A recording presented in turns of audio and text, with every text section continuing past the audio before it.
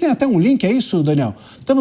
Vamos lá, a crise diplomática entre Brasil e Argentina ganhou um novo capítulo. O ministro da Fazenda, Dário Durigan, reagiu às declarações de Javier Milei. O André Anelli, meu xará, chega com informações. Tudo bem, André? Boa noite.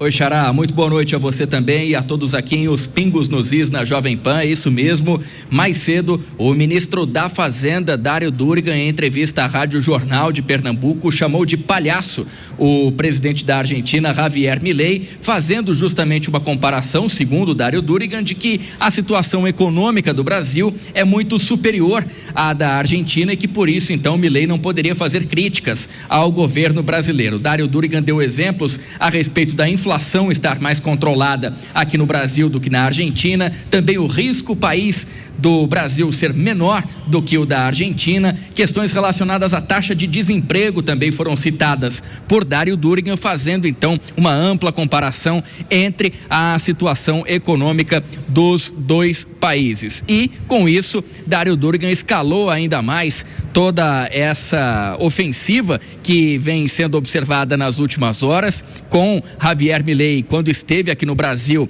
nesse final de semana, chamando o presidente Lula de lixo socialista, também fazendo reclamações a respeito do presidente da República, que, segundo ele, em uma interferência no judiciário, não teria deixado, então, permitir o próprio Javier Milei visitar o ex-presidente Jair Bolsonaro, que está preso nesse momento em prisão domiciliar por tentativa de golpe de Estado, e tudo isso entrou, então, como uma espécie de resposta de Dário Durigan, afirmando que a situação do Brasil é muito superior à da Argentina, economicamente falando, e que por isso, então, Javier Milei seria um palhaço ao criticar o presidente da República brasileiro. Só que nas últimas horas, não saiu oficialmente, obviamente, mas a gente tem uma apuração de bastidor de que o posicionamento do governo brasileiro é para que haja uma cautela em relação a todos os ministros que eventualmente vierem a público comentar algo a respeito do presidente da Argentina, porque o governo brasileiro não tem interesse em escalar ainda mais essa crise diplomática, que nas últimas horas teve o retorno do embaixador do Brasil na Argentina, em Buenos Aires, na capital argentina, de volta aqui ao Brasil para que preste esclarecimentos em relação, então, a todo o convívio com o governo Javier Milei, que tem já de muito tempo não economizado críticas em relação ao governo brasileiro, e nesse sentido, então, o embaixador do Brasil na Argentina já prestou esclarecimentos ao Palácio do Itamaraty. Então, a gente segue acompanhando tudo isso que envolve a polêmica entre Javier Milei e o presidente Lula, polêmica essa que inclusive se agravou no último final de semana, quando, na ocasião também de lançamento da campanha de Flávio Bolsonaro à presidência da República, houve um questionamento por parte do Partido dos Trabalhadores, o PT, toda a federação que compõe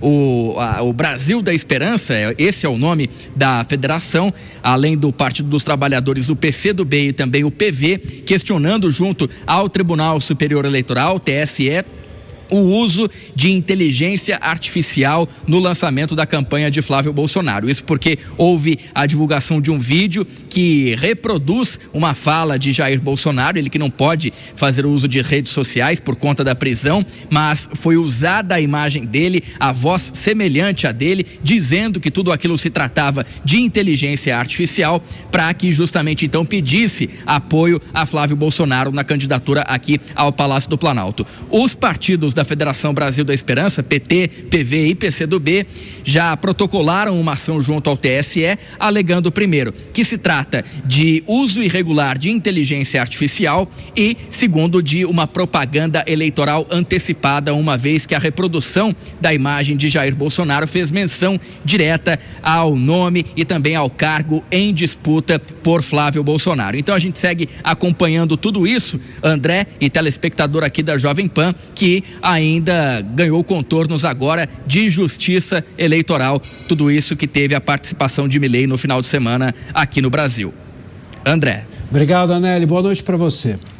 Olha, eu vou dizer uma coisa para vocês. Sinceramente, se o Durigan quer que a gente acredite que a economia do Brasil está melhor do que a Argentina, Não é o Milei que é palhaço, não. Palhaço sou eu.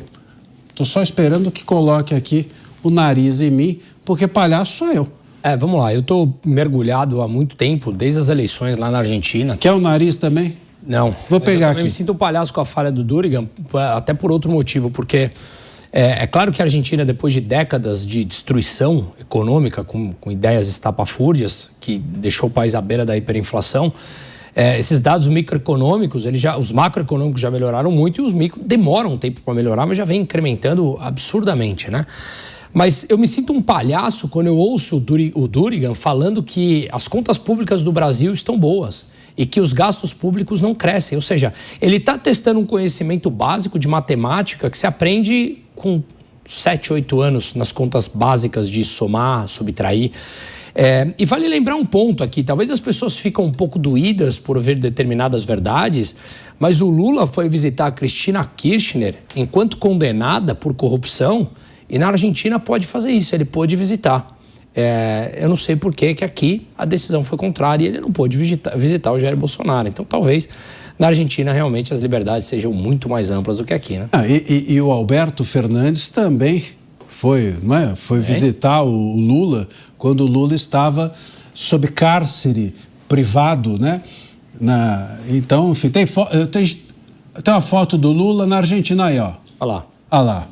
Você estava mencionando, tá aí, Cristina livre, Lula livre. Mas o Brasil pode tudo, porque normalmente quem é de esquerda, eles detêm ali o monopólio da narrativa, porque eles supostamente estão defendendo a verdade, né? A verdade é essa aí, ó. Agora eu queria saber o seguinte, você, divide aí, deixa a imagem lá, divide com a gente aqui, deixa a imagem. Eu queria saber, você aí, meu amigo, que tá vendo essa imagem, o Lula segurando, Cristina Kirchner livre, se você... Ela é condenada por corrupção. Condenada por corrupção. Você que é um defensor esquerdista, um defensor do PT, que acha que o Lula defende a soberania, que você que é contra a interferência dos Estados Unidos na nossa pátria, você acha que o Trump quer tomar as nossas terras raras e tomar tudo nosso, e que ele entrou na Venezuela e quis tomar o petróleo, que o Trump é o demônio. Você que faz esse discurso, eu quero que você me explique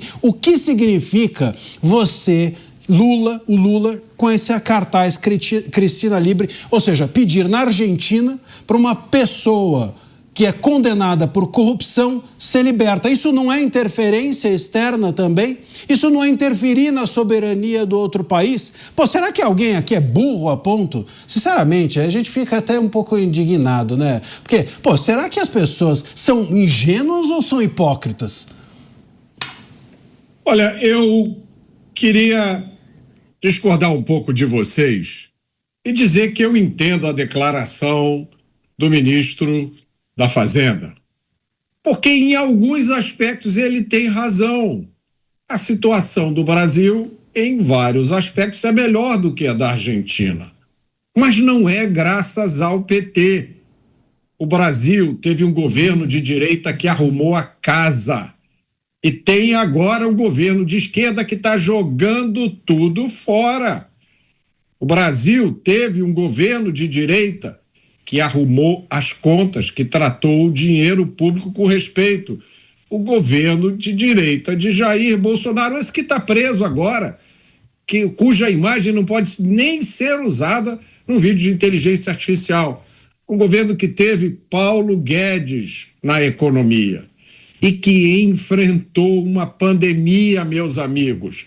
E mesmo assim, o governo Bolsonaro acabou gastando um percentual menor do PIB do que quando começou.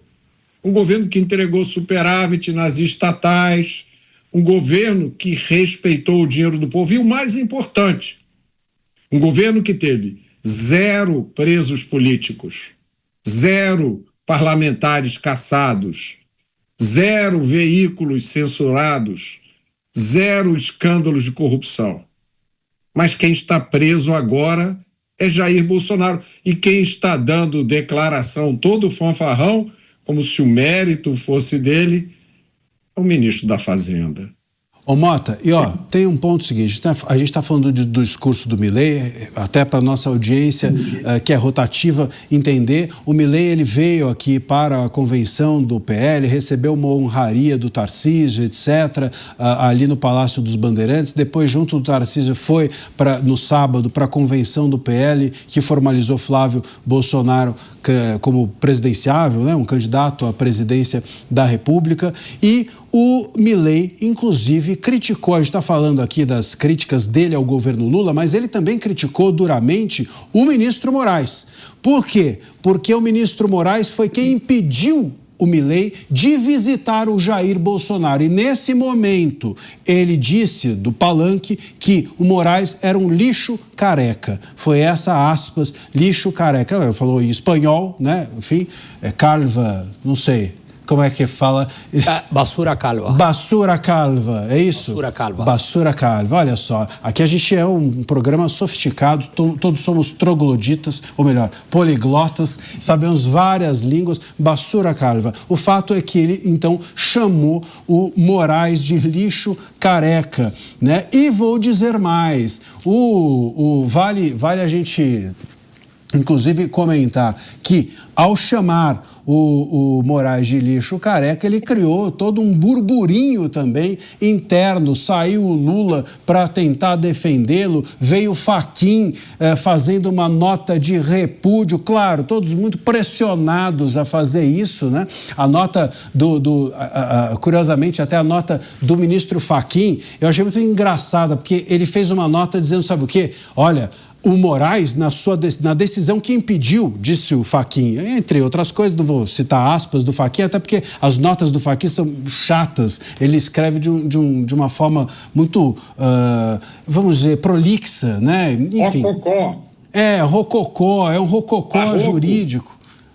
Advogado já é um bicho chato, ainda você escreve com rococó, ninguém aguenta. Mas enfim, entre outras palavras, ele dizia que a decisão do ministro Moraes, que impediu o Milei de visitar o Bolsonaro, o Jair Bolsonaro, cumpria a Constituição e as leis. Eu queria muito entender como é que o Fachin pode dizer isso, porque olha a que ponto nós chegamos. O Fachin está dizendo que uma decisão do Moraes, que vai ser alvo de recurso, a defesa do Jair Bolsonaro já está recorrendo dessas decisões todas que impõem restrições. Isso estará, em algum momento, esse recurso estará nas mãos do Fachin. Então o Fachin já antecipou o seu voto. Olha que armadilha, né? Olha que armadilha na qual ele caiu. Quer dizer, ele está dizendo que a decisão do Moraes está correta, sendo que em algum momento ele vai julgar a decisão do Moraes. Quer dizer, ele antecipou um voto. Antecipar o voto faz o juiz ficar suspeito, impede ele de julgar. O Fachin, pressionado, fez isso. Por quê? Porque veio o Milei e falou que o Moraes é lixo careca, e óbvio que o Moraes não pode fazer nada em relação ao Milei, porque um presidente argentino tem imunidade absoluta no momento em que ele visita um país. Eu aqui fiquei esperando para ver se o Moraes ia colocá-lo no inquérito das fake news. Já fez isso com o Elon Musk, por que não fazer com o Milei? Mas não, parece que o que aconteceu foi que saiu uma tropa de pessoas para defender o Moraes. O Lula saiu, o Itamaraty saiu, o Fachin saiu, todo mundo saiu para defender a fala não, né? A fala do Milei ninguém saiu para defender. Quem saiu para defender foi o Estado brasileiro. E vale lembrar que na campanha presidencial o Milei falava exatamente da mesma forma contra a própria esquerda argentina. Então não é algo que, daqui a pouco eles inventam que não, vem aqui mais uma pessoa aliada de Trump, está intervindo na soberania brasileira. Ele falava exatamente da mesma forma. E eu acho interessante, achei bem legal o que o Mota colocou, porque de fato, quando você analisa os números econômicos do Brasil e da Argentina num retrato hoje, é claro que os números do Brasil são melhores. Só que o que acontece? O Brasil está num esgotamento de modelo que começou há 20 anos atrás. E a Argentina está no início de um ciclo virtuoso dentro da própria economia. Eu tenho amplas críticas contra o próprio políticas do Fernando Henrique, FHC e tal, mas ele fez uma coisa importante que permitiu que nós saíssemos daquele campo inflacionário, que é a meta de superávit fiscal, ficou chamado como tripé macroeconômico. Superávit, meta de superávit fiscal, o câmbio flutuante e metas de inflação. Quando nós analisamos o que está acontecendo hoje com esse próprio tripé criado no final dos anos 90, todos eles estão sendo praticamente dizimados pelas políticas de 20 anos deletérias do próprio PT. Então, um está em franca ascensão e outra mostrando um esgotamento, que é uma coisa bem simples. Quando o Milei assumiu o governo, a taxa de juros na Argentina era de 129% ao ano. No Brasil estava na casa dos 11 e pouco. Hoje eles estão com a taxa de 29, caiu 100 pontos percentuais e nós estamos em 14. Então nós estamos ali numa franca decadência pelo esgotamento do modelo e eles começando esse ciclo, né?